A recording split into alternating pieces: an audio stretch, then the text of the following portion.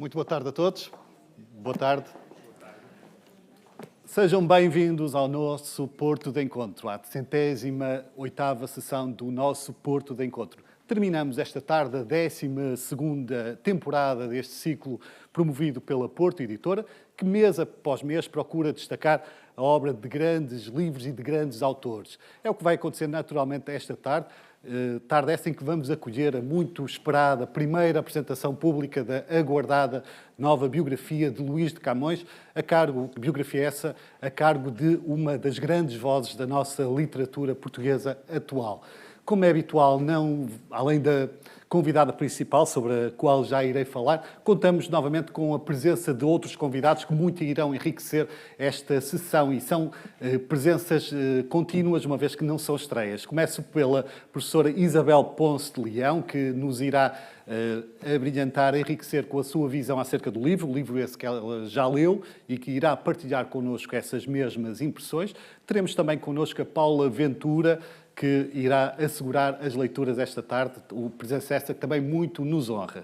Quanto à nossa autora em destaque esta tarde, é a segunda vez que contamos com a sua presença neste ciclo. A primeira, alguns recordar-se-ão, foi há 5 anos, a quando da primeira biografia que escreveu sobre Agostina Bessa Luís, O Poço e a Estrada, biografia essa muito bem acolhida pelo público e pela crítica. 2 vezes finalista do Prémio Leia e vencedora, por exemplo, do Prémio Literário João Gaspar Simões. Ela é autora de 4 romances, entre os quais Rio de Esquecimento, ou Madalena, livros esses que foram muito bem acolhidos pelo público e pela crítica. Por favor, uma salva de palmas para Isabel Rio Novo.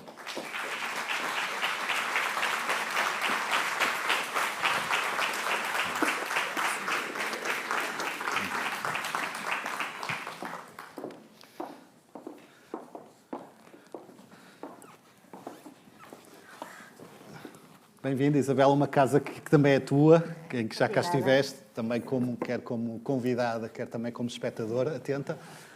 Já lá vamos falar sobre o teu monumental livro, em vários sentidos, mas permite-me começar por uma parte mais pessoal, falando um bocadinho desse teu notável percurso, e basta recordar-nos que desde 2016 até à data, passaram apenas 8 anos, saíram 4 romances teus e 2 monumentais biografias, da Agostina e agora de Luís de Camões. Partilha aqui connosco qual é o segredo para conseguires multiplicar os dias e torná-los tão rentáveis, uma vez que, além disso, de seres autora, também és mãe, esposa, professora universitária. Qual é esse pacto secreto que fizeste para conseguir tornar os dias tão rentáveis? Bom, não foi com o diabo, acho eu. Antes de mais, muito obrigada. É um gosto estar aqui. É mais do que um gosto, foi uma caminhada tão longa, tão esforçada, que ao mesmo tempo que eu às vezes pensava neste momento, não exatamente neste momento, neste sítio, mas enfim, quando pensava no lançamento do livro, parecia-me uma coisa tão distante, tão irreal às vezes, que neste momento ver assim concretizada esta plateia de gente ansiosa por conhecer melhor Camões é qualquer coisa que eu ainda estou a processar. Quanto à pergunta que me fazes, pois, por um lado, estes livros que eu fui publicando a partir de 2016 são também eles o culminar de um processo longo que começou antes. Eu fui escrevendo sem ter tido um misto de pressa e às vezes até de boas oportunidades para publicar, mas sem dúvida que eu diria que o grande marco é 2015, que é quando a partir de a minha vida muda quando conheço o Paulo, e não será coincidência que seja a partir desse momento também que eu começo a pôr cá para fora tudo aquilo que ia germinando aqui dentro. Entre a última vez que cá estive, que parece que foi ontem, sim, mas que já foi em 2019 e hoje, publiquei 2 romances, é verdade, mas trata-se de 2 romances que já estavam ambos escritos. Sim. No caso de Madalena, que foi o último a sair, conheceu várias versões ao longo de 10 anos. O Rua de Paris em Dia de Chuva também começou a ser pensado a partir de 2010 e depois começou a ser escrito a partir de 2015. porque na verdade o resto do tempo foi consagrado a este senhor que está aqui. Sim, representado. Só a biografia, só a escrita de uma biografia de Camões é quase um projeto de uma vida. Mas já lá vamos, Isabel. Diria que escrever é uma paixão para ti, evidentemente, é uma grande paixão, uma das grandes paixões da tua vida, mas implica também muitas privações, muitas concessões. No deve e no haver, achas que as compensações levam melhor sobre o que fica para trás, inevitavelmente? É um bocadinho o que eu sei fazer. É preciso haver o suporte, não é? Falaste há bocadinho no Paulo. É preciso haver o suporte, é preciso haver uma família compreensiva, filhas que apoiam e que vibram com os conseguimentos da mãe. É preciso haver um parceiro que não seja só... que é um parceiro em todos os sentidos e que está em todos... Está no processo da escrita, no antes, no durante e no depois. E está também, muitas vezes, não gosto de dizer na retaguarda, porque é quase que inverter o lugar comum do atrás de um grande homem e torna-se outro lugar comum igualmente negativo, mas alguém que está ao lado e que assegura esse apoio. De resto, é o que eu não consigo imaginar-me sem escrever, mesmo que não esteja a escrever no sentido literal de estar ao computador ou de estar com uma esferográfica na mão a rabiscar. Eu acho que estou continuamente a pensar em histórias, a processar histórias, a viver com personagens, a deixá-las crescer. Mas era uma certeza que tu tinhas mesmo quando estiveste vários anos sem publicar ou quando não eras reconhecida como és hoje? Era uma certeza que tinhas, independentemente do reconhecimento, isso para ti é secundário, o que importa é essa intimamente, certeza. Se eu me questionasse, eu acho que me definia como escritora. Claro que nunca o diria. Ainda hoje tenho algum... Nunca é a resposta que me vem imediatamente quando tenho que preencher um formulário com profissão. Nunca é. Eu ponho sempre professora, que também sou, mas nunca me vem à ideia de colocar escritora ou sequer autora. Mas eu acho que desde cedo, intimamente, aquilo que eu achava que era, aquilo que eu sentia que era, ainda que tivesse algum pudor em confessar, em exteriorizar, era escritora. O povo, na sua infinita sabedoria, costuma dizer que não há duas sem três. Podemos aplicar esta máxima também em relação às biografias? Se pensares em termos de agregado familiar, é já uma certeza, porque agora lá em casa já está a ser preparada outra biografia. Agora, no meu caso pessoal, sim, acho que podemos dizer que não há duas sem três, ainda que neste momento eu esteja interessada em... Acho que ganhei o meu direito a permanecer uns dias na Ilha dos Amores. Ganhei o direito ao meu descanso durante algum tempo, no meio das ninfas e dos frutos e dos manjares apetecíveis. Mas quando se escrevem, sem querer ser demasiado spoiler, mas quando se escrevem duas biografias deste tipo de Agostina e de Camões, tudo o que se segue não pode dar a ideia que fica aquém ou não? Ou felizmente a nossa história está povoada de grandes figuras? Bom, é um facto. A seguir a Camões, quem é que se pode biografar?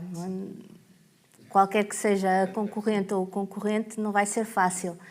E às vezes eu dei por mim e comentava isso às vezes com o Paulo, durante a escrita deste livro, pensar que me iria ser muito difícil fazer, entre aspas, o luto. Porque Camões é uma figura tão fascinante e eu já sabia que ele era fascinante, mas durante a pesquisa da escrita deste livro tive ainda mais consciência da figura extraordinária, além de poeta extraordinário, isso eu já sabia, mas da personalidade fascinante que ele foi. Mas está a correr bem. Eu penso que, por um lado, porque sei que tão cedo não me vou livrar de Camões, porque começa agora a parte boa também, que é a parte das pessoas pegarem no livro e de começarem a trocar impressões e a contarem-me o que é que acham, o que é que acharam do livro. E, por outro lado, porque já dou por mim a pensar no romance que esteve em filinha pacientemente durante este tempo todo e volta e meia já me aparecem as personagens a sussurrar ao ouvido. Isso é bom sinal, é sinal que a transição vai ser suave. Mas se tivesses que destacar alguma figura da história de Portugal sobre a qual tivesses curiosidade em saber mais disso. Está muito bom, reparem na subtileza. Não sei, acho que vamos deixar isso em suspenso. De qualquer maneira, não sou de escrever livros em segredo, não sou dada ao secretismo. Por exemplo, no caso da biografia, havia pessoas que diziam não devia estar Nem sequer é uma questão de dever ou não dever. Eu não conseguiria ter escrito este livro sem ter tido a ajuda de muita gente. Isso é notório nos agradecimentos. Especialistas, pessoas que dinamizam bibliotecas, pessoas responsáveis por arquivos, outros investigadores. Eu fui ajudada de todas as formas, fui ajudada pelo Instituto de Camões, pela Fundação Oriente, organismos sem os quais eu dificilmente teria feito as viagens que fiz. Portanto, quando houver a terceira do tal adágio, não há duas sem três, vocês irão saber, porque eu não sou de guardar estes segredos durante muito tempo. Nesses contactos, Isabel, que foste tendo ao longo dos anos com especialistas, com instituições, notaste, pela adesão, pela afabilidade, que uma nova biografia de Camões era muito desejada? Olha, sim. E até eu confesso que no início estava um bocadinho... Bom, no início sentia plenamente o síndrome do impostor, que era... Há pessoas que dedicam e dedicaram toda a sua vida académica e às vezes toda a sua vida, no sentido literal do termo, ao estudo de Camões. E eu de Camões, além de ser uma boa leitora e de conhecer o indispensável, não era de forma nenhuma especialista na obra de Camões. E então tive no início até alguma reticência em abordar pessoas como... Ainda tive o prazer de falar com Vítor Aguiar e Silva, e ele morreu uns anos depois de eu ter começado a biografia, e ter falado com pessoas desse gabarito e dessa importância, que se mostraram de uma generosidade extrema. E Vítor Aguiar e Silva foi um daqueles... Estamos só a falar do grande especialista em estudos camonianos, estamos só a falar do organizador do Dicionário de Luís de Camões, e ele disse-me, mas isso é uma ideia excelente. E isso foi um grande alívio também para mim ter escutado isso. Dito isto, também houve quem não tivesse ajudado lá muito e também quem tivesse ajudado o indispensável, digamos assim, para não ficar completamente mal com a sua consciência e se poder esgueirar. Mas achas que o facto de não seres uma camoniana, como disseste, não teres dedicado a vida toda ao estudo de Camões, pode ser uma vantagem, dar uma certa distância que é útil até para abordar um projeto desta natureza, porque consegues ter uma profundidade talvez analítica superior a quem passa a vida toda embrenhado, dedicado ao mesmo tema? Sobretudo, eu acho que são coisas diferentes. Há pessoas que são especialistas na análise, na exegese da obra.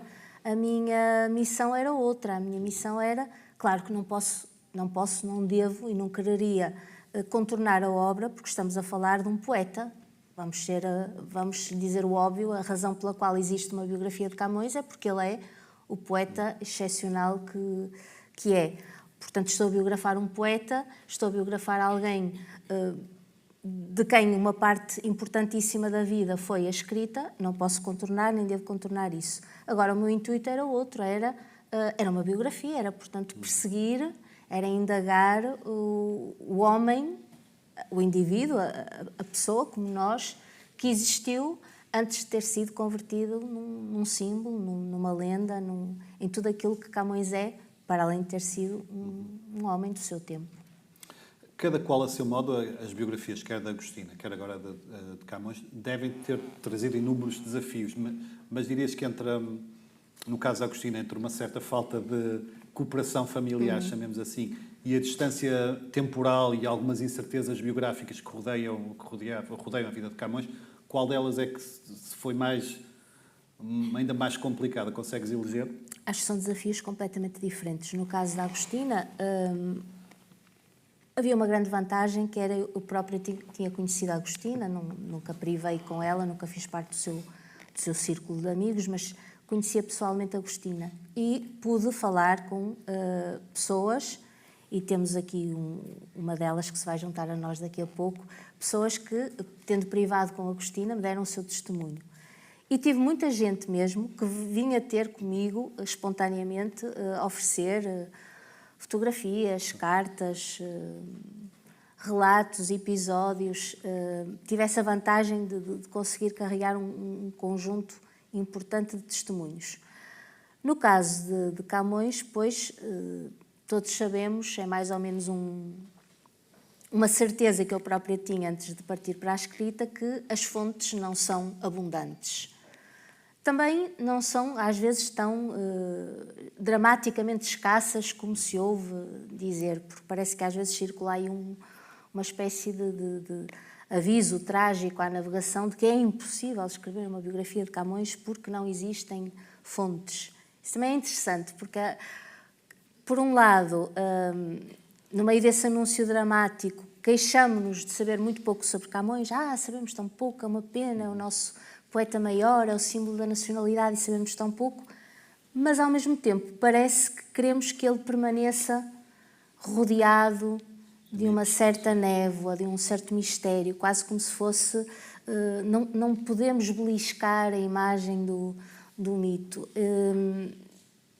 E, de facto, sendo, obviamente que eu como biógrafa adoraria que houvesse o décuplo das fontes e que houvesse muito mais documentos e registros, mas o que há é, digamos assim, o suficiente para nós ficarmos com um retrato que eu comparo um bocadinho. Gosto muito de fazer puzzles grandes, com muitas peças, e gosto do trabalho de ir fazendo um puzzle sem pressa, aos bocadinhos. Desde que temos um gato isso é impossível, mas antes era costume deixar as peças todas espalhadas na mesa e de vez em quando, hoje tenho 10 minutos, encaixava uma peça ou outra e se conseguisse encaixar uma ou duas já continuava o dia com aquele sentimento de satisfação. E todos conhecemos aquela sensação, quem gosta de fazer puzzles, chegar ao final do puzzle e faltarem peças. Às vezes o puzzle até é novo, mas faltam peças. Isso aborrece-nos. E às vezes também temos a sensação de que uma ou outra, naquelas zonas mais indefinidas, pode ter sido mal encaixada. Mas o certo é que, recuando, percebemos que o retrato está lá. No essencial, o retrato não é falso. É conforme aquilo que quer representar. E eu digo mesmo deste livro. Evidentemente que há peças que faltam, e quando assim é, acho que consegui ter a honestidade de não o disfarçar e de evidenciar. Não entras no território da especulação pura, não é? Há um grande alicerce, um grande esforço de reconstituição histórica. Um grande esforço de reconstituição histórica, quanto a isso estamos muito bem servidos e mais uma vez aí recorri aos especialistas da época, que são muitos e cujos trabalhos eu consultei para poder reerguer a época em que viveu Camões. Isso é uma parte muito importante, porque no caso é válido para qualquer um de nós, qualquer que seja a época em que nos é dado existir, mas no caso de Camões o contexto é importantíssimo, até porque permite contextualizar noções, termos que para nós hoje significam coisas completamente diferentes do que significavam no tempo de Camões. Mas, sobretudo, eu tive também que deixar muito claro, ir deixando muito claro a cada passo, quando é que o que eu estava a apresentar ao leitor era uma informação segura e uma certeza, porque também as há. Não vamos dizer que tudo à volta de Camões é especulação ou lenda ou conjectura. Não, há coisas que nós podemos afirmar, a menos que caiamos naquele ceticismo absoluto de que tudo podemos estar todos no universo da Matrix e tudo isto ser falso, mas também se caíssemos nesse ceticismo, nenhuma página de história era escrita. Portanto, achas, Isabel, que essa escassez documental, ou alguma escassez documental, serve muitas vezes como desculpa para não se fazer nada ou para não se ter feito durante tantas décadas uma biografia como deve ser de Camões? Não tenho a mínima dúvida. E serve como razão para, à medida que os estudos biográficos, no sentido, como eu entendo a biografia, de um estudo rigoroso, factual, à medida que esses estudos foram rareando, a multiplicação de obras de ficção, romances e não só romances, mas sobretudo romances ficcionais que tomam Camões como personagem. Quase como se fosse a forma ai, é frustrante, não sabemos, mas se calhar é impossível ou dá muito trabalho, então vamos escrever mais um romance. E há muito bons, atenção. Não é? Mas foram também uma leitura útil no decurso desta longa pesquisa? Alguns, e não tenho a pretensão de os ter lido todos, alguns são uma leitura para já muito interessante, quando são assinados por bons autores e autores que eu aprecio. Outras vezes têm o mérito de conseguirem dar-nos, ao contrário às vezes das tábuas cronológicas ou dos artigos puramente académicos, de nos darem uma certa dimensão do indivíduo, da personagem, daquilo que poderia ser a sua psicologia, as suas emoções. Outros são um bocadinho... Claro, são ficção e no resguardo da ficção são aquilo que a ficção permite ser. São altos voos de imaginação mais ou menos descolados da realidade. Mas achas que o traquejo conferido pelo Poço e a Estrada, pela biografia da Agostina Bessa Luís, foi fundamental para te abalançares neste projeto talvez ainda mais desafiante? Ou seja, seria complicado inverter a ordem de publicação? Teria sido muito complicado inverter a ordem de publicação. Acho que há erros que eu já não cometi desta vez, terei cometido outros, e há procedimentos até e coisas mais ou menos técnicas que foram muito mais fáceis desta vez. Já voltamos à conversa. Isabel, para já é tempo de escutarmos o primeiro dos dois excertos da biografia de Luís de Camões, a cargo da Paula Ventura. Uma salva de palmas, por favor.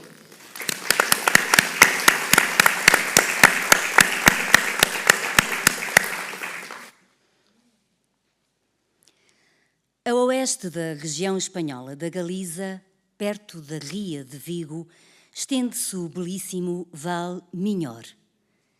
Castros romanos, velhas pontes de arcos, castelos e mosteiros em ruínas ou, às vezes, meras paredes em escombros, quase engolidas pelas silvas e indecisas sobre o que foram no passado, interrompem o verde dos pinhais, cortado aqui e além por algum ribeiro gorgolejante.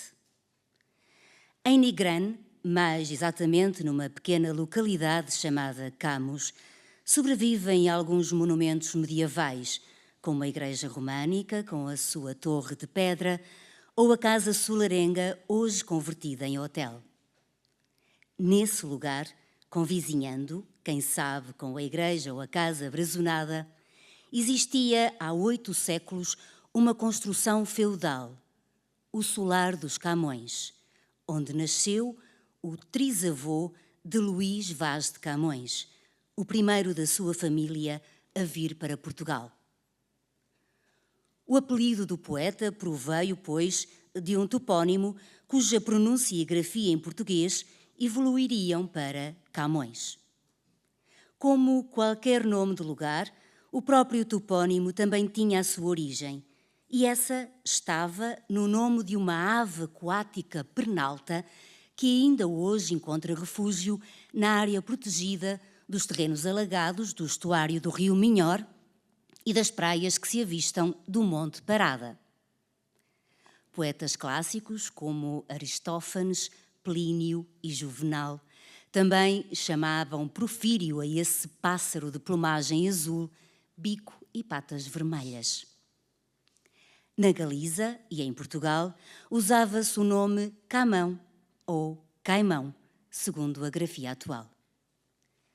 Como em qualquer casa, também naquela em que Luís de Camões cresceu, se contariam de vez em quando lendas antigas, histórias de famílias transmitidas de geração em geração.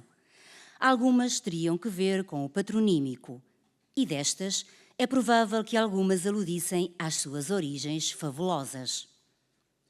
Severino de Faria foi o primeiro biógrafo de Camões a evocar a velha lenda galega, segundo a qual, em tempos remotos, havia na casa de um nobre da Galiza um pássaro camão que tinha o raro destino de cair morto caso a mulher do seu dono cometesse adultério. Ora, a esposa desse nobre galego era uma dama muito bela e muito requestada. Uma ocasião, um pretendente rejeitado e cheio de despeito decidiu caluniar a virtude da dama. O marido, doido de ciúmes, quis logo matar a esposa, mas esta, em desespero, recordou-lhe a existência do pássaro camão e pediu-lhe que o consultasse antes de a matar. Ao ver que a ave continuava viva, o marido percebeu o erro terrível que estava prestes a cometer. Implorou o perdão da esposa e amou-a mais do que nunca. Quis, além disso, ligar o seu nome ao da ave, em memória do caso. Camões fez eco desta lenda numa carta em verso a uma dama, assim mostrando conhecer as suas origens galegas. Tinha razão o Visconde de Jurumanha ao afirmar, já no século XIX, que pouco nos importaria que Camões fosse filho de um nobre ou de um plebeu. O mesmo é dizer, para usar os termos saborosos de Aquilino Ribeiro, que tanto valeria que Camões fosse um aristocrata dos quatro costados ou fidalgo das dúzias.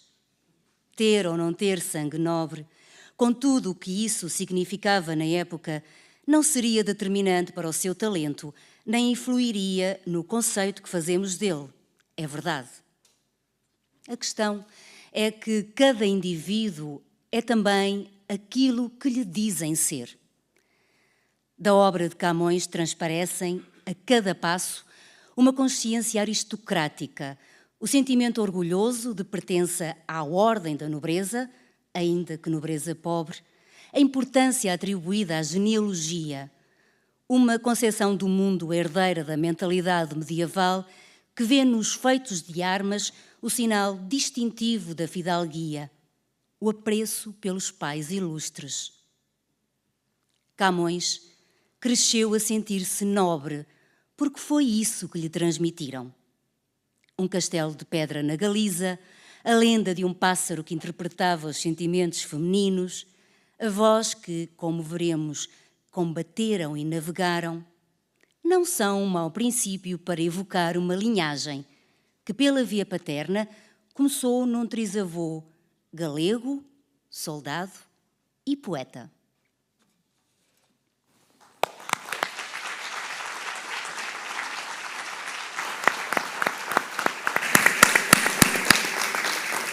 Muito obrigado, Paula.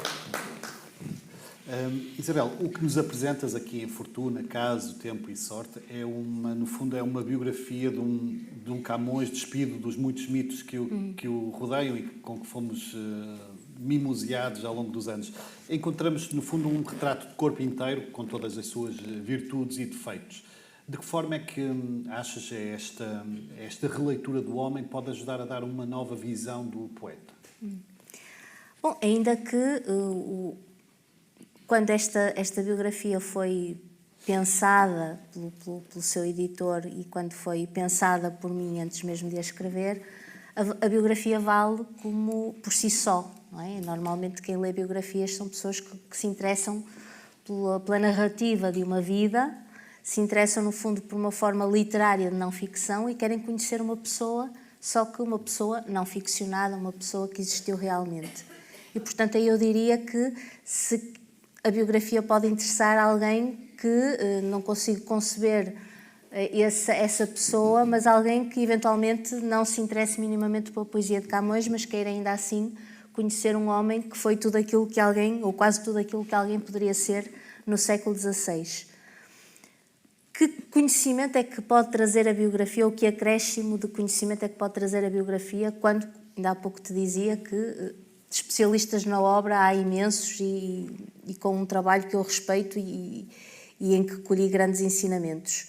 Bom, talvez aquele que não é despiciendo de chegarmos ao fim da leitura deste livro e percebermos, nós que já achávamos que a obra de Camões era extraordinária, acharmos ou questionarmos como é que foi possível um homem que conheceu tantas dificuldades, teve tantos dissabores, tantas experiências extremas de prisões, de combates, de ferimentos, de momentos de escassez terrível, como é que foi possível alguém, no meio de uma existência tão turbulenta, ter produzido a obra que produziu.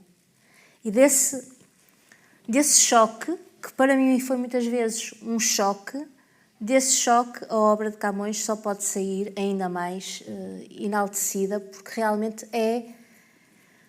olha, para usar um termo um bocadinho arcaizante, é de pasmar. É de pasmar como é que alguém que de tão cedo conheceu tantas dificuldades e num mundo onde o conhecimento, os livros não circulavam de modo nenhum da mesma forma que circulam agora, como é que alguém conseguiu construir a obra que ele conseguiu construir? E sabendo nós que aquilo que restou e que nós temos como obra de Camões pode ser apenas uma parte daquilo que ele produziu. Pode parecer um bocado egoísta da minha parte dizer isso, mas Isabel, achas que a obra dele, a escrita dele, não seria tão interessante se ele não tivesse vivido o que viveu, sofrido tanto, tido tantos infortúnios? Eu acho que há uma parte da obra de Camões e da sua genialidade que nós não podemos explicar, que não é explicável, que é isso mesmo, que é do domínio do gênio, que é do domínio da excepcionalidade, que tem a ver com o facto de que, episodicamente, acontece na humanidade haver indivíduos da cepa de Camões e nós tivemos a sorte de um deles ter calhado nascer naquilo que era então a nação portuguesa. Portanto, há uma parte para a qual não há explicação. Agora, o que faz de Camões um caso ímpar também na sua época, quando houve muitos outros poetas de talento, quando houve outros poetas viajados, quando houve outros poetas soldados, quando houve outros poetas feridos, quando houve outros poetas que sofreram de diversas formas e em diferentes contextos, foi que Camões quase que acumulou todas essas situações. E por isso, nesse sentido, nós não podemos, claro, interpretar literalmente os muitos poemas que ele escreveu e que soam autobiográficos, não podemos interpretá-los literalmente, mas é preciso que nós tenhamos consciência de que quando Camões se queixava da má fortuna, se queixava da má sorte, se queixava de perseguições, de desgostos, de sofrimento, de angústias, ele não estava só a usar um tema literário do seu tempo, ainda que também fosse um tema literário do seu tempo, não estava só a imitar os poetas, nomeadamente os italianos e os espanhóis, que glosavam os mesmos tópicos, ainda que também estivesse a fazê-lo, ele estava a dar conta de uma experiência verdadeira, profunda, essencial. E eu acho que, mais até enquanto leitora, também enquanto biógrafa, enquanto leitora informada depois da biografia, eu acho que a explicação para a poesia de Camões nos tocar tantos séculos depois é ser excepcional do ponto de vista literário, mas ter também essa capacidade de nos interpelar profundamente do ponto de vista emocional, porque saiu realmente de uma alma dilacerada por muitos sofrimentos de diversa índole. Falaste de outros poetas de talento que viveram com ele. Tiveram azar, esses, o Jerónimo Corte Real e tantos outros, porque coincidiram nesse tempo e deles quase não se fez história? Tiveram, depende de como perspectivarmos a questão.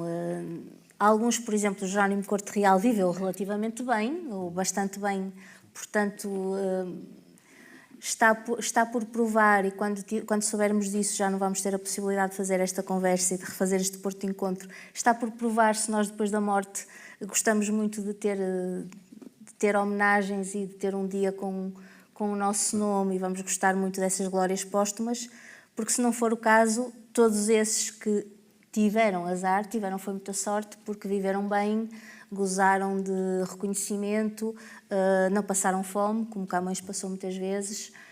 Agora, é verdade, por exemplo, no caso de Jerónimo Corte Real, estamos a falar de um grande talento, e até de um talento muito multifacetado, um homem que se interessava pela música, que pintava admiravelmente, que foi um bom poeta, que escreveu uma epopeia muito mais do que competente, até e atenção, estou a falar, estou a dizer sem ser especialista, mas porque li também com aspectos muito interessantes. Estou a falar do sucesso do segundo cerco de Dio. Nesse sentido, qualquer um que se compare com Camões depois a tendência é para sair um bocadinho prejudicado dessa comparação. Numa biografia há, por vezes, felizmente não é o caso, mas uma tentativa de adornamento ou de uma certa, digamos assim, em tons elegíacos, não é? Quase obliterar os defeitos e focar apenas nas virtudes. Foi algo para ti que foi ponto de honra, esse retrato de corpo inteiro, tentar humanizar o Camões como grande autor que era, mas também homem pleno de defeitos também? Para ti foi um ponto de honra ao abraçares este projeto? Foi natural, digamos, não vejo... A biografia não é uma hagiografia e, neste caso, o que eu queria mesmo era raspar, quase como se o retrato de Camões tivesse adquirido ao longo das épocas camadas, não é? Que são as sucessivas interpretações que cada época foi fazendo e os sentidos que lhe fomos atribuindo. E o meu intuito foi quase como se estivesse a restaurar uma pintura, começar por raspar tudo aquilo, todos os acrescentos posteriores. E lá se ia ao mito, e lá se ia a patino do bronze das estátuas, e o que sobrasse era a partir daí que eu tinha que começar. E o que sobrou foi um homem com algumas qualidades excepcionais, mas também com uma boa dose de defeitos esses, e isso é muito curioso, mostra que nem tudo ao longo dos tempos é uma evolução sempre positiva, defeitos esses que os seus primeiros biógrafos de modo nenhum escamotearam, pelo contrário, ainda que estivessem, claro, alguns deles verdadeiramente apostados em defender Camões enquanto príncipe dos poetas do seu tempo, mas que não obliteraram esses defeitos, desde o grande amigo Diogo do Couto, que usa a expressão muito, muito curiosa, muito saborosa, fala da natureza terrível de Camões, a explicar porque é que o encontrou tão pobre na ilha de Moçambique, porque é que ele se zangou com o homem que lhe tinha prometido dar-lhe transporte e porque é que a dada altura se incompatibilizaram. E Diogo do Couto não é capaz de dizer a culpa foi toda do outro, diz, temos que pensar na natureza terrível do nosso poeta. E há outro biógrafo antigo, que é o Faria e Sousa, que fala de Camões como jogador, e jogador perdidoso, jogador que perdia muito. Isso são todos unânimes também em dizer os biógrafos antigos. Mas isso é curioso, à medida antigos. que nos aproximamos do nosso tempo do século XIX, XX, essas avaliações vão sendo mais moralistas, não é? Fomos Completamente. perdendo, de certa forma, uma O Camões o século XIX é um período em que as biografias de Camões ressurgem, com algumas muito importantes. O Visconde de Jurumanha escreve uma biografia que é uma autêntica hagiografia de Camões.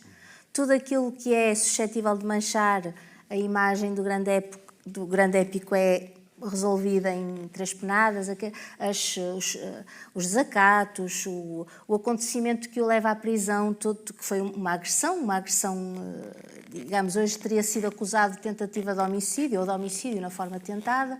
Tudo isso é resolvido em 2 parágrafos, verduras da mocidade, isto não interessa nada, as cartas, não deve ser assim, é um exagero.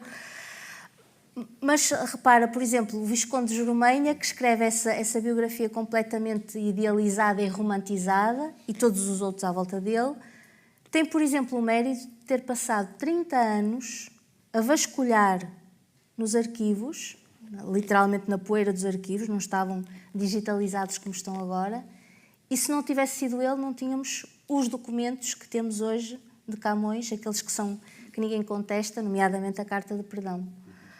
Portanto, até esses que romantizaram tiveram, claro, o seu grande mérito. A riqueza da escrita, da obra de Camões é tal que deu origem às mais variadas interpretações. Aquela exaltação nacionalista, excessivamente nacionalista, diria, de que o Estado Novo se serviu, achas que é um desses casos que no fundo, acabou também por trair ou ir além do que está na origem mesmo dos Lusíadas, essa visão excessivamente virada para dentro, quando estamos a falar de uma obra universal? Para já, como se costuma dizer, é um pau de 2 bicos, porque quando nós temos uma obra como a de Camões, de tanta qualidade literária, quanto maior é a qualidade literária da poesia, maior é o seu potencial interpretativo, não é? Sendo uma obra complexa, é suscetível de várias interpretações. Então, o que é que cada época fez? Foi apropriar-se de Camões e lê-la como como gostaria. Não vamos mais longe. Camões morre em 1580. 1580 é o ano também em que Portugal é anexado à Espanha, enfim, melhor dizendo, o rei de Castela assume também o trono de Portugal, e o Filipe II entra em Portugal com intenções de contratar Camões, fica muito desiludido quando lhe dizem que tinha morrido há uns meses, e promove logo traduções dos Lusíadas em espanhol, com o intuito de este livro magnífico não é só sobre Portugal, ou por outro, é sobre Portugal, mas sobre a Espanha, porque Portugal faz parte da Espanha. Ao mesmo tempo que os espanhóis estavam a servir-se do poema, o poema estava também, o mesmo poema, a alimentar o sentimento da resistência naqueles que eram contra a união com Espanha e que depois, décadas mais tarde, vieram a promover a restauração da independência. Portanto, o que o Estado Novo fez foi ler Camões como quis. Logo a seguir também houve, no período revolucionário, também se pegou em Camões e se lhe deu outra interpretação, porque realmente, desde o início, e pegando só na única obra que Camões publicou em vida, Os Lusíadas estão longe de ser uma obra linear, pelo contrário, já vêm a lume cheios dessa complexidade. Vejo que traz aí umas edições dos Lusíadas. Por acaso tenho uma parecida. Pois Queres deves partilhar ter. connosco? Quero. Recordas-te bem desse primeiro contacto que tiveste com os Lusíadas, que muitas ou parte dos alunos associam um método de ensino excessivamente rígido. Como é que foi o teu contacto inicial? Olha, antes do meu contacto primeiro com os Lusíadas e Camões eram em minha casa, no meu contexto familiar, digamos que nem eram assim, eram associados a uma coisa mais ou menos, um acontecimento mais ou menos traumático, que foi o exame do 5º ano da minha mãe. Eu cresci a ouvir contar esta história. A minha mãe foi fazer a prova oral. A prova oral dos Lusíadas consistia, e deve haver aqui certamente pessoas que ainda se identificam com essa recordação, que consistia na divisão sintática de estâncias dos Lusíadas. E a examinadora, a professora que estava a fazer o exame, era extremamente exigente. A prova foi muito dura, a ponto de, sempre ouvi contar esta história, a minha avó, que estava entre a assistência, as provas eram públicas, se sentiu mal, se sentiu incomodada e teve de ser retirada quase em braços. De maneira que, quando no 9º ano, nós somos mais ou menos da mesma geração, portanto deves conhecer o mesmo espécime.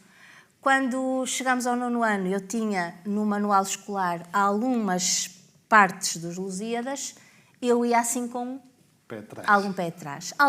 Porque pronto, também tenho que dizer que era uma leitora já, apesar de novinha, já tinha lido muita coisa, já tinha ouvido falar de Camões, tinha aquela sensação, aquela opinião geral de que era bom, e portanto, mas ia com sentimentos divididos.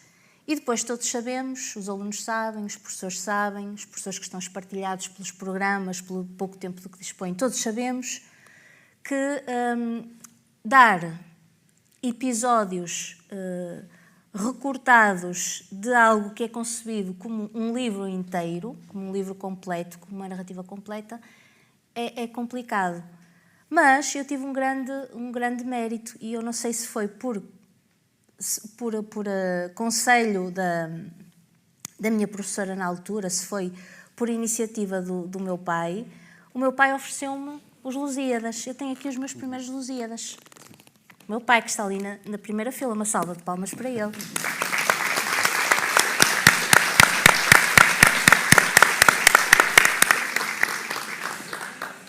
E eu não vou dizer, porque estaria a mentir, que no 9º ano que li este livro todo. Não li, mas foi completamente diferente eu tê-lo nas mãos, porque eu tive a sensação de que isto é um livro inteiro. Isto que eu tenho aqui no manual são sombras ou são recortes de algo que está aqui. E eu mais tarde vou ler isto tudo, eu mais tarde vou gostar disto tudo. É um grande marco. Outro grande marco é no 10º ano, tive uma professora de literatura extraordinária, no 10º, 11º e 12º. E outra coisa, no 10º ano eu comecei a aprender latim.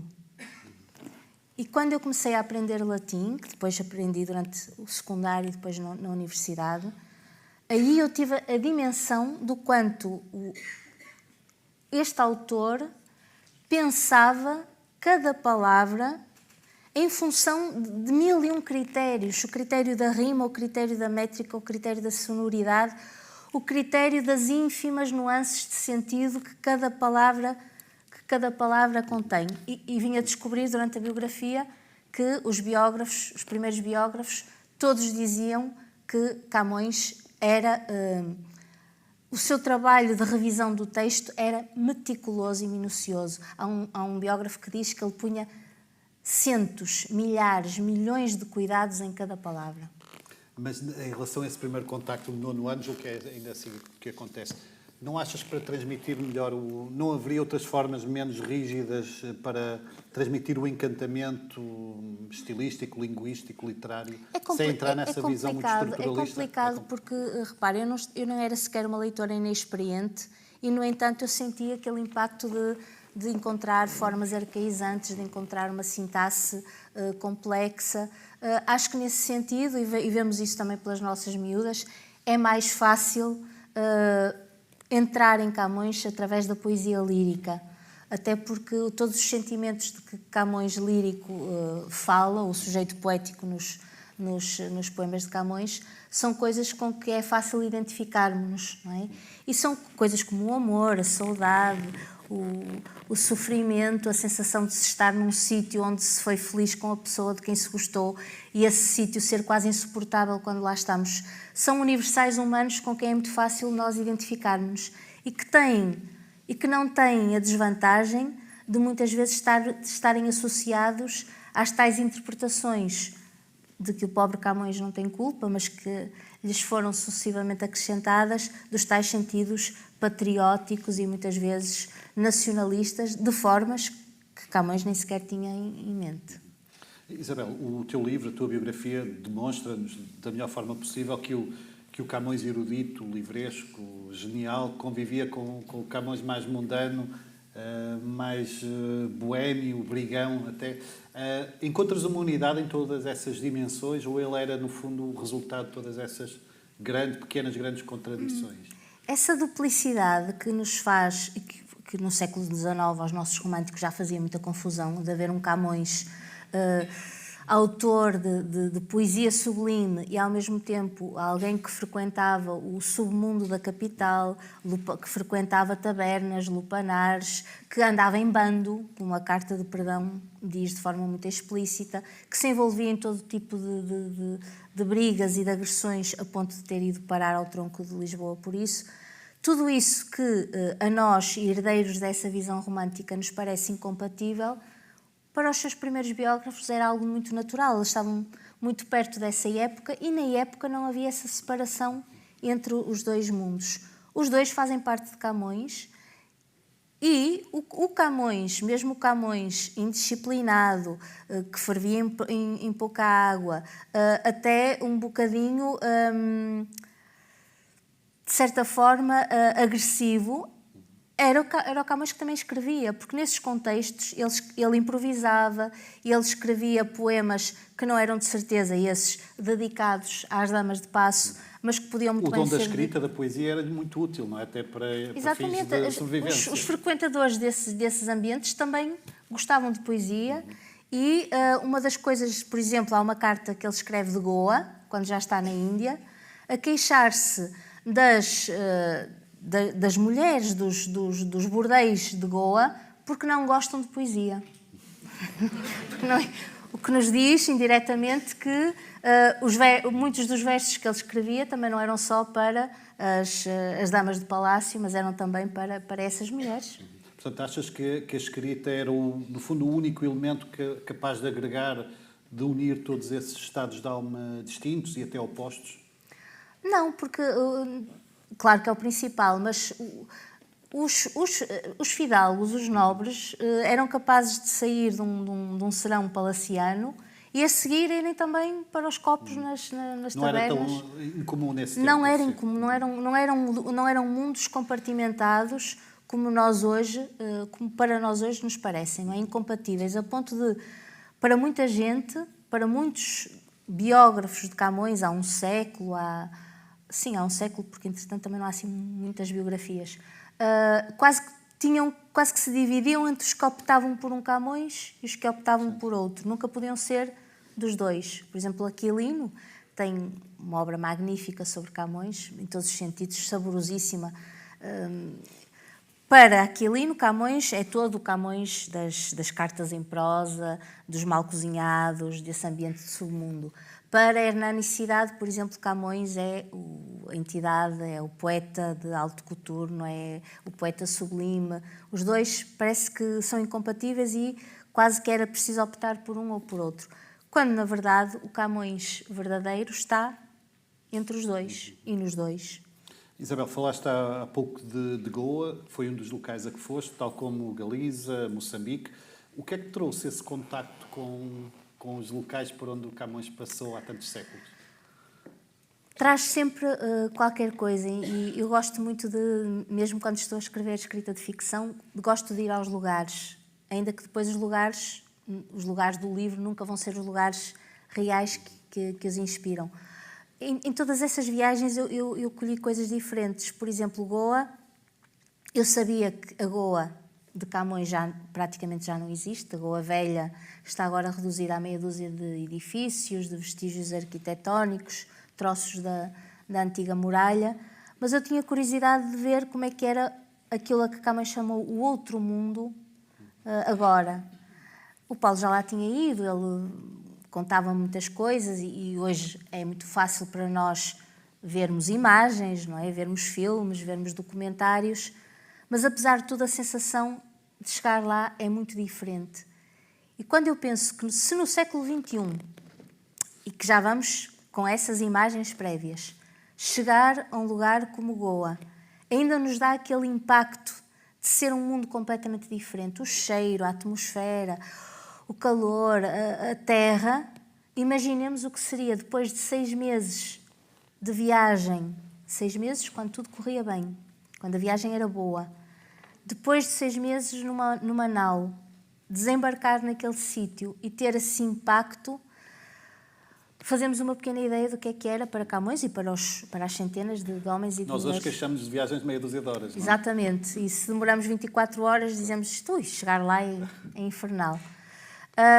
E foi muito importante até para ter a percepção da geografia da velha Goa, porque as gravuras antigas não têm perspectiva, há descrições muito detalhadas, mas aí o defeito é meu, eu posso ler uma descrição detalhadíssima de um sítio.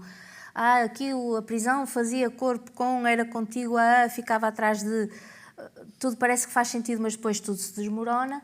Quando cheguei lá e vi os pedaços, o que sobra da antiga muralha que Afonso de Albuquerque conquistou aos muçulmanos, foi só ligar os pontos e era quase como se os edifícios do tempo de Camões se reerguessem. Aqui ficava a prisão, aqui ficava a Sé, aqui...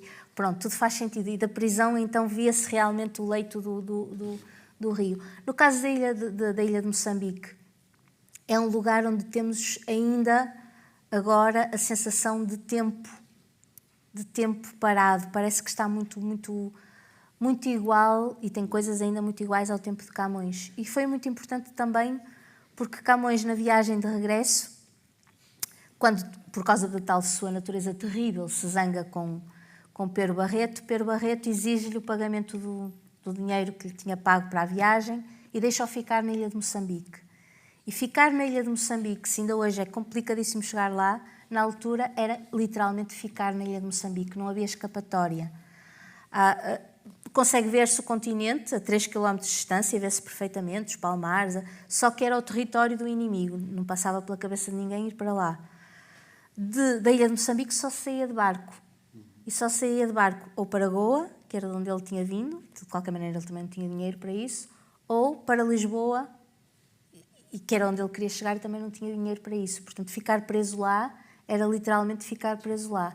E eu acho que tive essa sensação de como aqueles 2 anos, sobretudo o primeiro, que é muito solitário, devem ter sido exigentes do ponto de vista psicológico, do ponto de vista afetivo e, ao mesmo tempo, como foram produtivos do ponto de vista literário, porque foi lá, no meio dessa solidão e da miséria em que viveu em condições terríveis, conseguiu terminar os Lusíadas e conseguiu escrever um livro que, entretanto, se perdeu.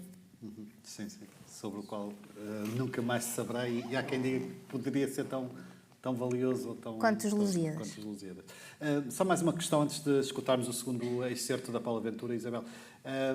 Achas que nós, enquanto nação, poderíamos aproveitar melhor, eventualmente, esses roteiros que contêm os vestígios da passagem de Camões por Goa, por Moçambique? Haveria forma de nós, país, tirarmos um pouco mais partido da existência desses roteiros, assinalando a importância do Camões, ou é muito complicado? Já, no caso de Moçambique ainda existem alguns vestígios, mas seria possível, no fundo, acentuar a dimensão universalista da obra do Camões, fazendo alusão a esses vestígios? Eu acho que aí até, mais do que uma questão de tirar partido, era uma questão de um certo comprometimento que nós devíamos ter em relação a esses lugares, onde grande parte das pessoas reivindicam até e se orgulham das ligações, por exemplo, em Goa isso é muito notório, o uso do português, certas tradições, até nos registros musicais de ligações a... Que resiste a passados todos esses séculos. Por exemplo, a preservação dos monumentos de Goa, que deveriam ser uma obrigação do Estado português e que estão num estado de quase abandono lastimoso. Falava há bocadinho da velha muralha, porque a procuramos, não é? Porque a muralha estava quase completamente engolida pelas silvas e, a dada altura, espreitamos, vimos assim uns tijolos enegrecidos no meio da vegetação e percebemos, é isto. Porque está tudo completamente num estado... No caso da ilha de Moçambique, creio que estão ou pelo menos a verba foi desbloqueada para a reconstrução da capela de Nossa Senhora de Baluarte, que é um sítio lindíssimo, que ficou engolido pela Muralha Nova e está num dos esporões da ilha, e que é contemporânea, é anterior, na verdade, à época de Camões, e é a igreja católica mais antiga de todo o Oriente. Como prometido, vamos então escutar pela segunda e última vez um excerto de Fortuna, Tempo, Casos e Sorte.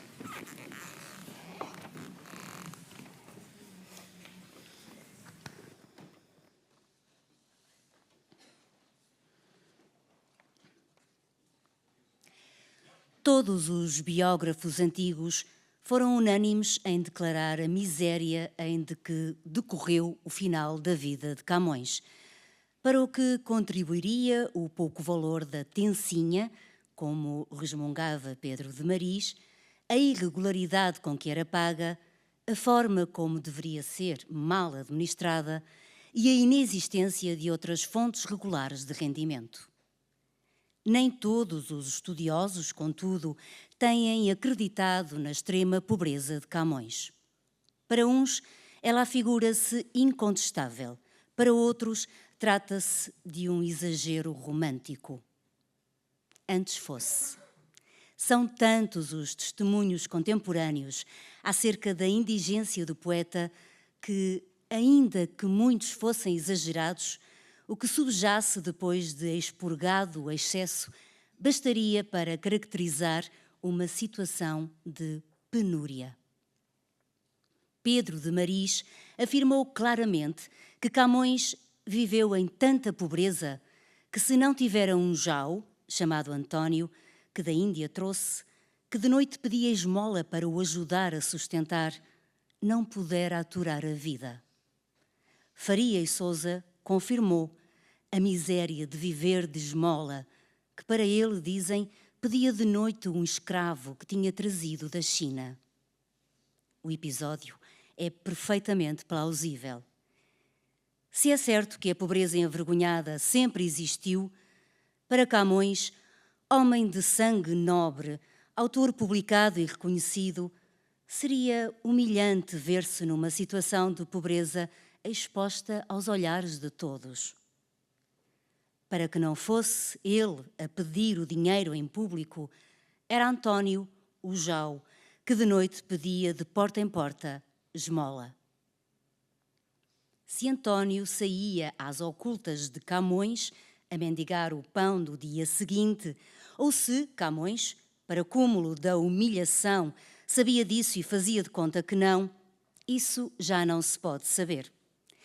Talvez o biógrafo Severino de Faria tenha acertado e a pobreza suprema de Camões tivesse sido a estreiteza do necessário para a vida, acabando como desterrado entre os seus. Camões e a mãe devem ainda ter aceito uma ajuda que, segundo os padrões morais da época, era mais vergonhosa do que as esmolas recolhidas pelo Jau. De acordo com Farim e Sousa, nos últimos tempos de vida, Camões conformava-se com um prato de comida asquerosa que se vendia porta a porta aos pobres de Lisboa. Uma mulata, que disso fazia negócio, Bárbara, sabia das suas misérias e dava-lhe um prato do que vendia. E às vezes também algum dinheiro. E ele aceitava. Esta Bárbara devia ser uma das centenas de mulheres negras que uns anos mais tarde, um frade que procedia ao inventário dos diferentes ofícios existentes na cidade de Lisboa, dizia haver, que vendem pela cidade toda a sorte de marisco de concha e legumes cozidos, alimentos que na época eram tidos em pouca conta. Um manuscrito conservado na Biblioteca de Évora, ainda que tardio, corrobora a existência desta preta chamada Bárbara, que na fase final da vida do poeta lhe acudia e dava dos cozidos e favas que vendia. Quem seria essa mulher, capaz de partilhar a sua pobreza com alguém ainda mais pobre? Alguma ex-prostituta? Porventura, a mesma Bárbara referida em algumas das cartas em prosa? E por que ajudaria ela o poeta? Por mera caridade? Antigo companheirismo? Algum amor tardio?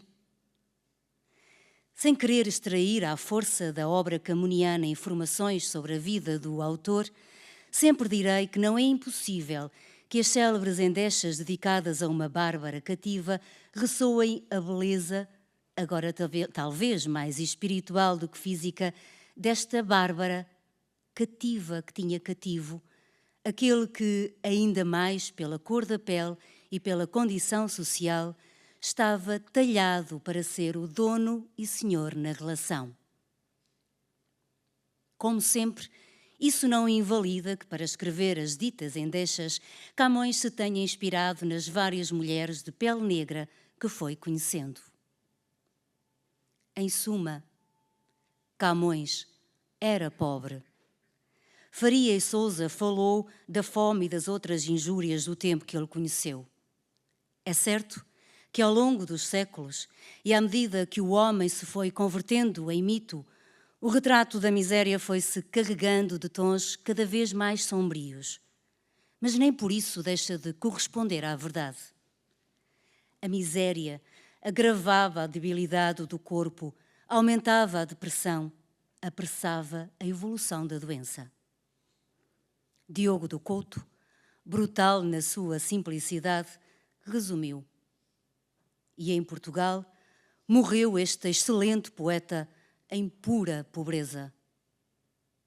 Mas, por agora, para nós, ainda está vivo.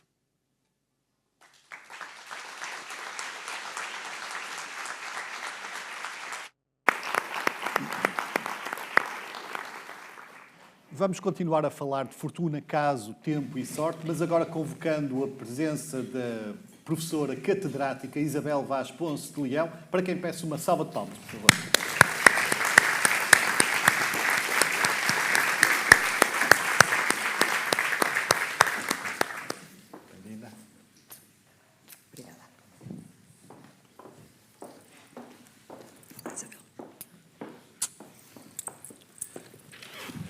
A professora já também é uma presença habitual e é sempre um gosto tê-la cá.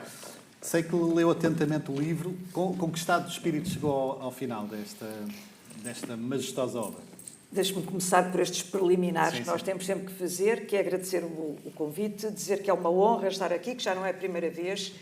e que tenho um subido apreço por estes encontros que vocês promovem e pela publicidade que conseguem dar a obras que o merecem e que são efetivamente de relevo. Porque mediatismo há muito. Agora, mediatismo a obras de relevo e que valem a pena nem por isso. E, portanto, agradeço-vos tudo isso e agradeço também estar aqui. Tenho aqui uns breves apontamentos que não vou ler, vou conversar convosco, mas devo dizer-vos que fui intimada, ainda agora, pela diretora do Artes Entre as Letras, a passar isto a um texto. E hei de fazê-lo, com certeza. E esse texto eu vou chamá-lo um ato de coragem.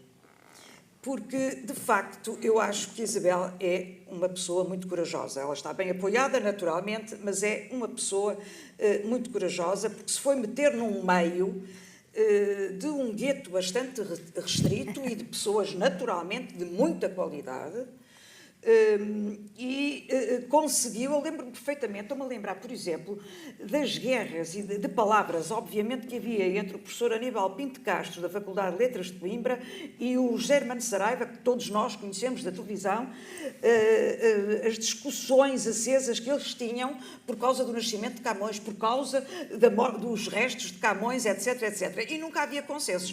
Mas isto de não haver consensos é bom. Porque o que é consensual não merece discussão. E aquilo que não é, merece. E, portanto, da discussão, como diz o povo, nasce a razão. Portanto, eu começo por saudar Isabel, porque acho que isto que é, efetivamente, um ato de coragem, foi um ato de coragem muito bem sucedido. E em todos os aspectos. Olha, eu começo logo por saudar também o título da obra, roubado, entre aspas, a um soneto de Camões que a Isabel identifica e que me parece, de certa maneira, justificar a existência de um poeta como Camões, mas justificar também a obra que a própria Isabel escreveu. De maneira que este título parece-me extremamente importante, e depois vocês estavam a dizer há bocado e eu estava a pensar nisto. O grande virtuosismo deste livro é que tem um público-alvo muito dilatado. A Isabel descreveu isto de tal maneira que pode ser lido por um leigo no assunto, que conhece Camões porque sim, porque deu no liceu, porque não sei quê, como pode ser lido por um grande estudioso de Camões. Quando a Isabel me perguntou, ou me convidou, se eu viria apresentar a obra, ou se viria dizer alguma coisa sobre a obra, a primeira coisa que eu disse à Isabel era que não sou especialista em Camões, e não sou. A Isabel não se importou. Eu disse, olha, há gente que sabe muito mais disto do que eu e que lhe pode trazer grandes vantagens e tal. A Isabel não se importou. Eu ponho-me deste lado, uma pessoa que estudou Camões, obviamente, e que estuda Camões, mas que não é especialista.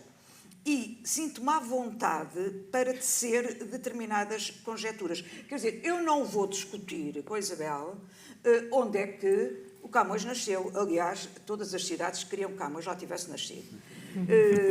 Também há pequenos pormenores de investigação que eu não vou discutir. Mas vou olhar para o conteúdo deste livro, que sinceramente me entusiasmou. Sexta, sábado e domingo. Mais que um fim de semana, eu meti-me em casa a lê-lo. É obra a ler, são mais de 600 páginas. 3 dias seguidos em casa, porque eu depois ia sair durante 15 dias quase, e eu não ia bem se não lesse o livro antes. E li-o como um romance, sem ser um romance. Atenção, é preciso aqui, as tais linhas vermelhas de que agora tanto se fala, é que há nesta obra um cuidado por parte de Isabel de nunca confundir ficção e realidade. De nunca ficcionar aquilo que não tem a certeza. Há nela uma honestidade intelectual que a leva sempre a dizer, diz-se, pensa-se, porventura será assim. São mencionadas essas incertezas, não é? Essas incertezas são mencionadas bem. São mencionadas ao longo da obra, e daí eu dizer que aprecio muito a Isabel também pela sua honestidade intelectual, que aliás foi demonstrada também na biografia sobre Agostina Bessa Luís, e quero muito que a Isabel continue, gostaria muito, enquanto, enfim, mulher da literatura, que a Isabel continuasse a escrever biografias, porque eu acho que são de facto exemplares, e quero crer que esta obra que nós aqui temos, eu já vou falar nela, vai ser o livro dos 500 anos de Camões. Com todo o respeito com a antologia que foi publicada de Frederico Lourenço e com todo o respeito para o autor, obviamente eu sou um bocadinho contra as obras de caráter antológico e, portanto, era o que dizia a Isabel, uma coisa é apresentarem-nos no Liceu passos dos Lusíadas, episódios dos Lusíadas, outra coisa é o pai ter-lhe oferecido o livro, o todo. Não leu na altura, não. Acabou por ler depois. A obra que nos traz aqui é muito interessante. A Isabel teve o cuidado de pôr em tudo epígrafes introdutórias, quase todas elas da autoria de Camões ou baseadas em dizer de Camões.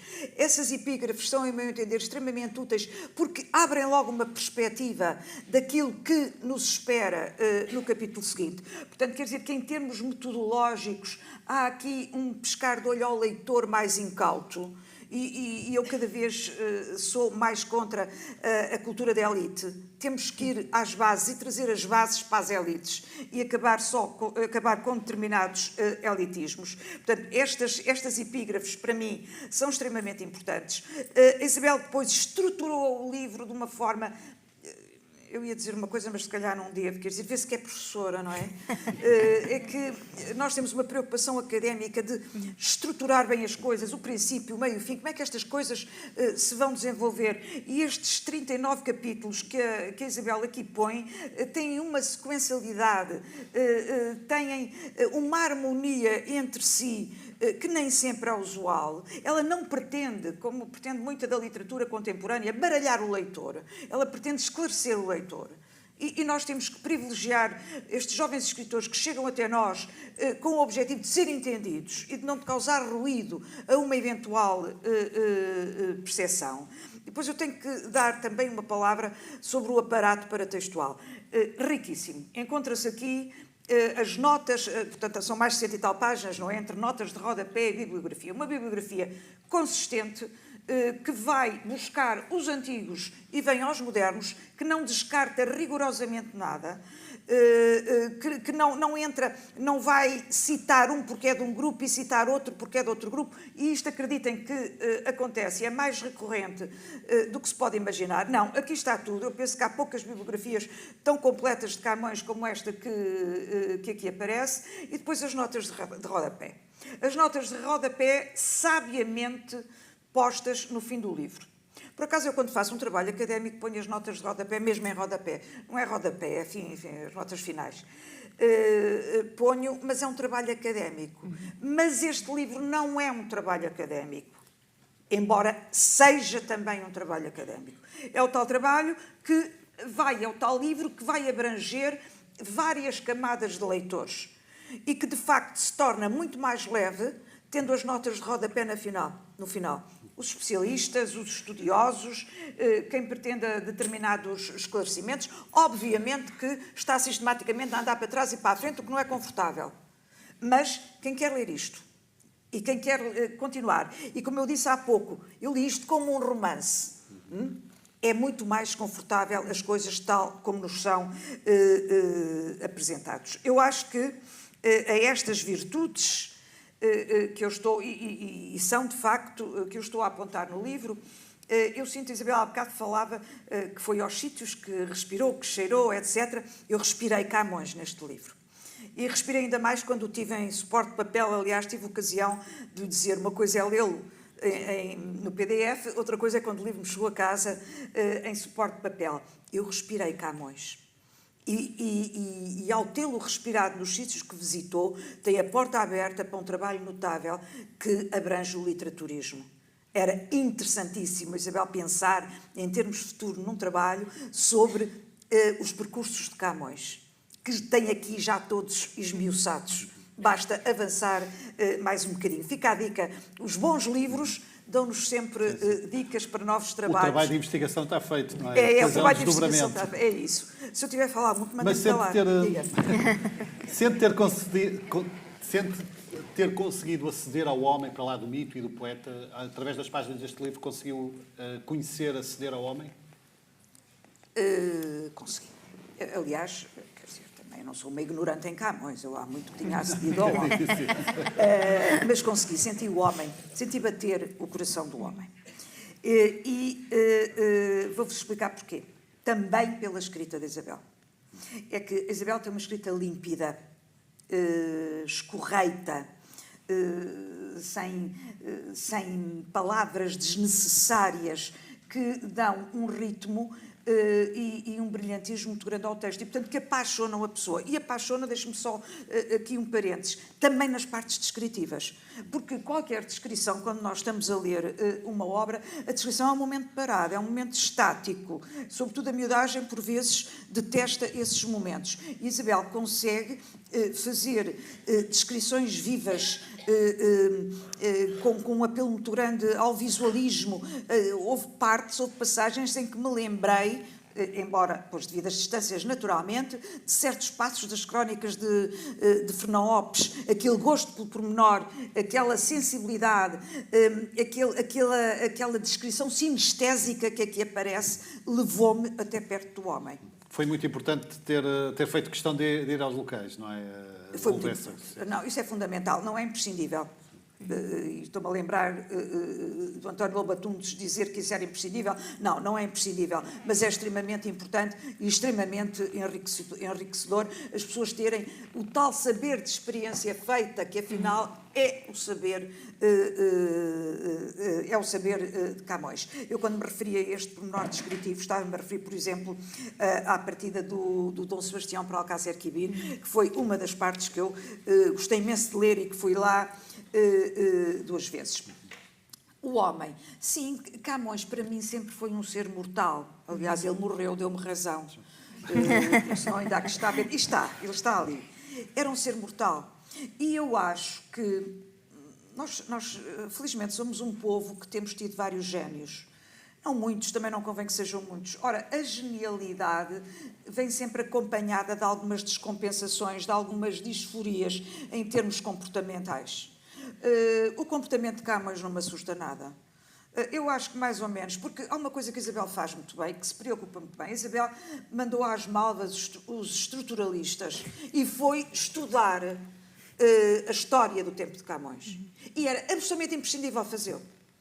De uma pessoa de quem nós temos informações muito incipientes, ou estamos muito seguras acerca do painel, da teia social, cultural, política, etc., ou andamos ali periclitantes. E Isabel foi fazer isso. E por isso é que ela nos trouxe o homem, tal como ele aqui é configurado.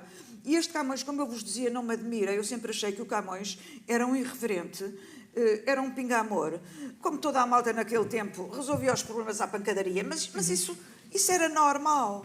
E não há que descontextualizar, quer dizer, o Camões, se calhar, nos nossos dias era um santo, só não é porque eu acho o Camões de uma atualidade, uma coisa impressionante. E só consegue viver no século XVI e ser atual no século XXI quem efetivamente é muito bom. E Isabel deu-nos a imagem desse homem extremamente bom que atravessou todos esses séculos. Como vocês diziam há bocado e bem, o Estado Novo aproveitou-se dele. A Revolução de Abril ostracizou-o. E ainda hoje nós temos sérios problemas com Camões. E eu acho que uma das muitas coisas que a Isabel faz, não sei se foi de propósito, se não, mas ela fala, e eu assim li a obra dela, é que todos os defeitos de Camões, o pinga-amor, a frequência de tascas, de lupanares, seja o que for, não faz dele uma pessoa profundamente humana. Profundamente humana e profundamente respeitador de determinados valores que nós hoje preservamos, como são a igualdade, como são os direitos humanos, como são os direitos das mulheres. Lembro, por exemplo, o capítulo 35.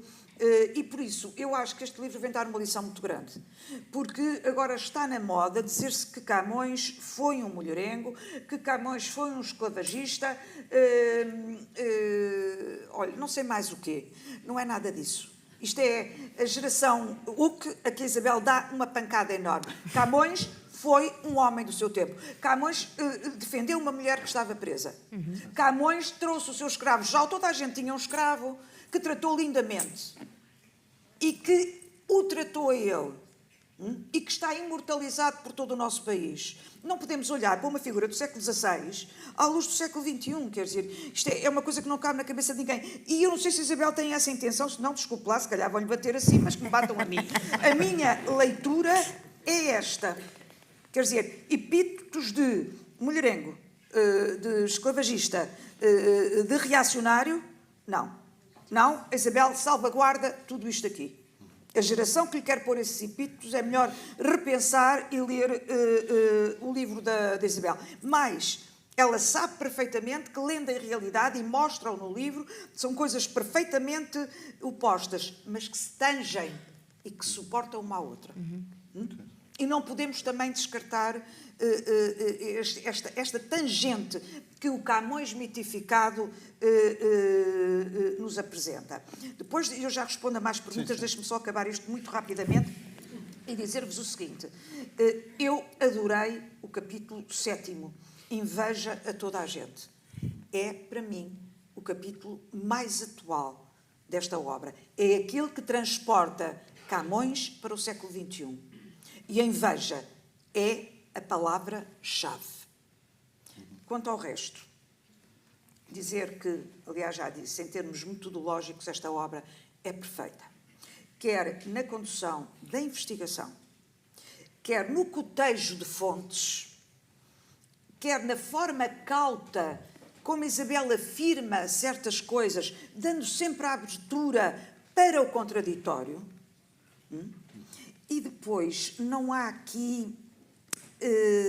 há aqui a grande preocupação do texto reclamar sistematicamente o seu contexto. E isto é uma virtude. E por isso mesmo é que esta obra abrange diversos públicos-alvos. Mas eu já quero questioná-la sobre mais coisas, mas deixe-me só também chamar a colação aqui a Isabel Rio Novo. Ter uma leitora tão atenta e sabedora é um privilégio. Como é que ouviste esta expressão? Estou num sininho, como dizia a minha avó. Mas há ali uma parte também particularmente interessante em que falava a professora Isabel Ponce Leão em eventuais... meteste quase um ninho de vespas. Há ali situações que podem causar algum embaraço, nomeadamente... embaraço, problemas relacionados nomeadamente com esta vaga do wokeismo, com a figura de Camões, que tem sido alvo de polémica. Foi algo em que pensaste ou esforçaste apenas em apresentar um Camões em todas as suas dimensões e despido desses... Eu não sou tão ingênua, e além disso é a minha segunda biografia, que possa supor que não vai haver... como é que disse? Vespas? Vespeiro? Que não vai haver insetos de um lado ou do outro. Agora, não podia ser esse o meu... Isso teria que ter pesado, ou pesou, antes de escrever. A partir daí, a partir do momento em que aceito o desafio de escrever uma biografia histórica, de uma personalidade histórica, pois evidentemente que só faz sentido para mim colocá-la no tempo que é o seu, não o tempo que é o nosso, e entendê-la em função do tempo que é o seu. Que não significa, evidentemente, defender os valores do tempo que é o seu, defendo os valores do tempo que é o meu. E aquilo que eu posso dizer em defesa de Camões, ou acrescentar àquilo que a professora Isabel já disse de forma brilhante, é que, no seu tempo, Camões foi muito mais lúcido e esclarecido do que os seus contemporâneos, isso é evidente. Mas, em determinadas questões que não deixam de configurar de acordo com os nossos valores, preconceitos e formas de pensar que não são aceitáveis na nossa época, Camões, apesar de tudo, evoluiu. E na questão que tem a ver com as mulheres, evoluiu muito. Não é? Evoluiu muito desde a juventude até esse momento já em idade madura, em que poucos anos já depois de ter publicado os Lusíadas, ele se vale de uma certa influência que teria, de um certo reconhecimento que teria já em Lisboa, para interceder para pedir, para solicitar a comutação da pena de degredo para uma mulher acusada de adultério. No fundo, uma mulher que, na época da peste, quando Camões regressa a Lisboa em 1569, Portugal está a recuperar de uma das piores pestes de séculos, e acontece que há uma mulher nobre que tem o marido no Oriente, como havia muitas, não é? Basta lembrarmos do Teatro de Gil Vicente, cujos parentes fugiram todos, como a maior parte das pessoas que conseguiu fazê-lo fez, foi a debandada geral de Lisboa para fugir à peste para a província, e ela fica sozinha com uma filha pequena. E o que é que ela havia de fazer para sobreviver? Prostitui-se. E depois é acusada do crime de adultério e é sentenciada para o degredo. E Camões, que tinha essa experiência das travessias e sabia da violência, inclusive sexual, a que as mulheres que viajavam nas naus eram submetidas, escreve uma petição em verso, que não é seguramente o poema mais literariamente perfeito que Camões nos deixou, mas que é muito tocante, a implorar ao Supremo Magistrado da Nação que comute a pena, dizendo-lhe: se deixais que ela vá numa nau, vai-lhe acontecer isto, aquilo e aquilo outro. É um poema, aliás, muito interessante pelos paralelos com o episódio de Inês de Castro, porque os argumentos de Inês ao rei, chamando a atenção para os filhos, pedindo para não ser morta, são idênticos àqueles que Camões usa para tentar comutar a pena dessa mulher. Outra questão interessante aflorada pela professora Isabel Ponce Leão teve a ver com essa visão de ter escrito, ou ter tentado escrever uma biografia para todos os públicos, para todos os leitores. Vai ao encontro daquele que foi o teu objetivo? Sem dúvida. Aliás, a professora Isabel sabe, e algumas pessoas aqui saberão, que os especialistas em estudos camonianos se chamam muitas vezes camonistas. Até existem encontros periódicos que dão origem a atas da primeira, de segunda, terceira reunião dos camonistas. E eu e o Rui Couceiro, o editor, costumávamos brincar a dizer: não, vamos fazer uma biografia para camonistas e camionistas. Professora Isabel, chamo novamente a sua intervenção, procurando saber de que forma é que esta biografia pode contribuir, em sua opinião, para tornar Camões mais próximos de nós hoje. Pode ser um contributo importante? Aliás, eu já o referi. É um contributo importante justamente por ser uma leitura acessível e por ser extremamente rica. E pelo facto de abranger essas tais várias camadas. Depois, as pessoas muitas vezes estão habituadas a um Camões taciturno, tortuoso, que aprenderam, como a Isabel dizia, como vocês diziam os dois há bocado, a dividir orações e mais não sei o quê. Ora, nós aqui temos uma outra versão de Camões, quer dizer, ele é o homem culto, ele é o homem erudito, mas ele é também o homem que gostou de se divertir, é o homem que tem o tal saber feito da experiência, é o homem que absorveu todos os valores do Renascimento e que conseguiu transpô-lo para o papel. Mas fala-se agora, e eu trabalho muito isso, da ligação da literatura com as artes, com as ciências e tal. Camões faz isso. Vamos lembrar do Canto Quinto, vi claramente visto o Lume Vivo, que a Marítima Gente tem por santo, e por aí adiante. Portanto, eu acho que este livro, que bem promovido como está a ser, pelo menos daquilo que eu tenho lido, vai ser extremamente útil para que os mais novos comecem a ler, não na totalidade, mas a ler certas partes e a despertar para um poeta que é difícil, obviamente, basta ser século XVI e, a meu ver, talvez dado prematuramente nas escolas, porque é preciso uma certa cultura geral para se ler Camões e estas coisas apreendem-se. Eu acho que este livro é, para mim, e eu tive o cuidado de ver todos os livros que já saíram a propósito dos 500 anos, para mim este é o mais útil. E é o mais útil, e isso fica-se a dever à editora, que o soube conceber, e à Isabel, que soube, para além da investigação, de que eu nem quero falar, que até tenho medo, para além da investigação que fez, soube usar uma linguagem de uma correção inexcedível, mas, ao mesmo tempo, hábil. E não quer dizer fácil, porque o fácil pode ser mal entendido. Acessível. E, portanto, este livro vai marcar a diferença. E eu espero que muitas outras biografias de Isabel continuem a marcar a diferença. Não estou a dizer isto por estar aqui. Se eu não gostasse, não estava aqui. Acho que eu quando não gosto, não venho. Acho que esta obra tem muito valor.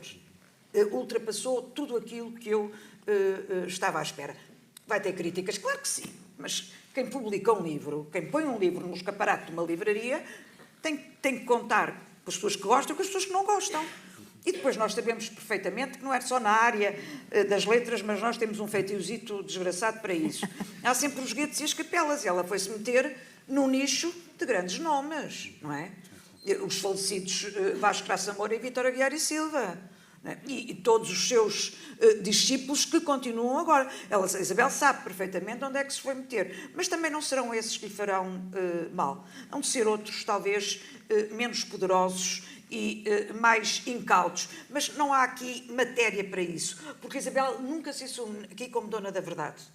Mostra a metodologia que seguiu, mostra as provas que conseguiu e que foi investigando e tira as suas conclusões, admitindo sempre que alguém pode tirar umas diferentes. Muito obrigado pela sua magnífica intervenção, professora. Vamos terminar, mas primeiro queria...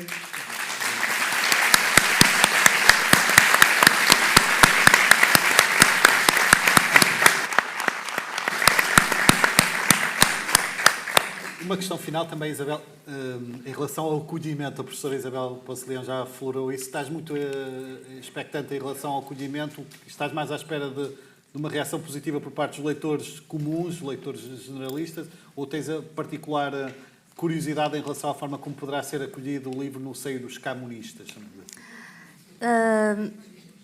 Não sei se tenho...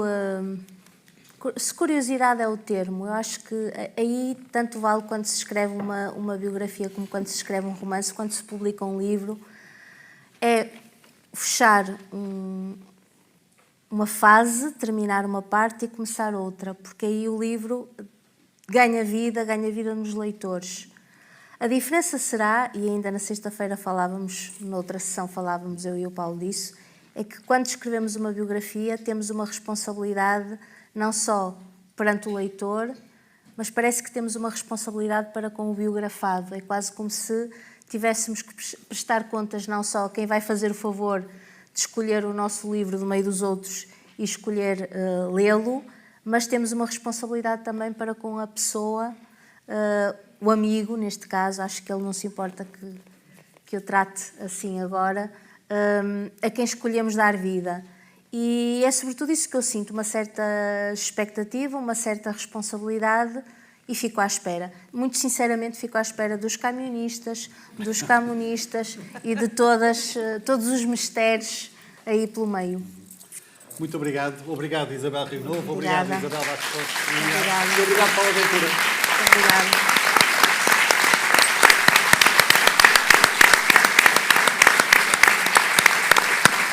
Permitam-me só as despedidas. A sessão de autógrafos vai decorrer no foyer do auditório com a Isabel Rio Novo. Nós voltamos em setembro. Muito obrigado a todos. A Porto Editora espera que esta sessão tenha sido do vosso agrado. Muito obrigado pela vossa presença.